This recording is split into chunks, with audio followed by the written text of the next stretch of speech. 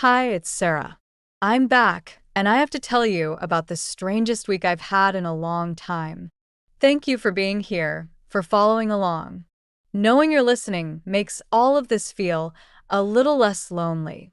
So, I start my new job on Monday, 3 days from now. I should be excited, right?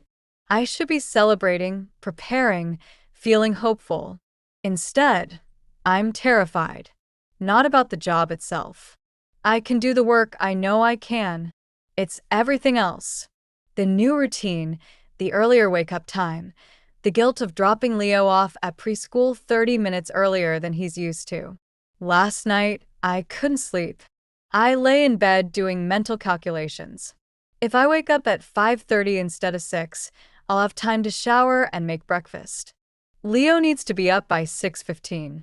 We need to leave by 7:20 to get him to preschool by 7:45, which gives me just enough time to get to work by 8:30.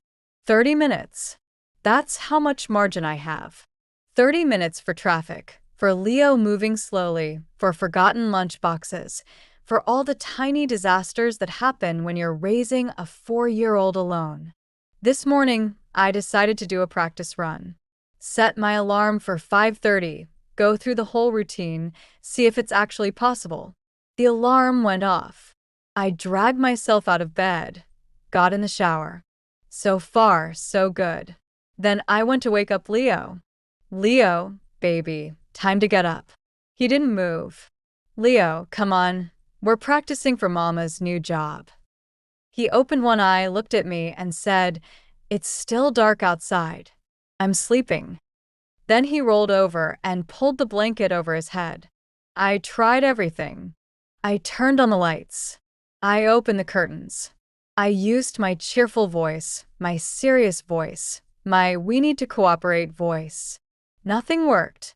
Finally, 20 minutes later than planned, I physically carried him out of bed. He cried. I felt like the worst mother in the world. And we hadn't even left the apartment yet. Breakfast was a disaster. He wanted pancakes. I didn't have time for pancakes. I gave him cereal. He pushed it away. We negotiated. I ended up making him a peanut butter sandwich while he sat at the table pouting. By the time we were ready to leave, it was 7:45. 25 minutes late. I sat down at the kitchen table and put my head in my hands. Mama, are you sad? I looked up at Leo, still in his pajamas because I'd forgotten that part entirely. I'm just worried, baby. About the new job. About getting you to school on time. About doing everything right. He climbed into my lap. It's okay, Mama. We can practice again tomorrow. We'll get better. The simple wisdom of a 4-year-old. That afternoon, I went downstairs to check the mail. I ran into Mr. Rodriguez in the lobby. Sarah, I heard you start your new job soon. Congratulations. Thanks. I'm a little nervous about the morning routine, honestly. What time do you need to leave? 7:20.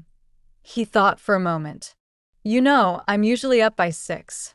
I could knock on your door at 6:30, just as a backup alarm. Help keep you on schedule. Mr. Rodriguez, you don't have to do that. I know I don't have to. I want to. That's what neighbors do. Later that evening, Mrs. Chen stopped by with dinner. Fried rice with vegetables, still warm. For tomorrow. So you don't have to cook. Save time in the evening, have more time in the morning. Mrs. Chen, this is too much. She waved her hand. You helped Leo stand up for himself. You taught those children about family. Now let me help you. This is how it works. After she left, I sat with Leo while we ate the fried rice.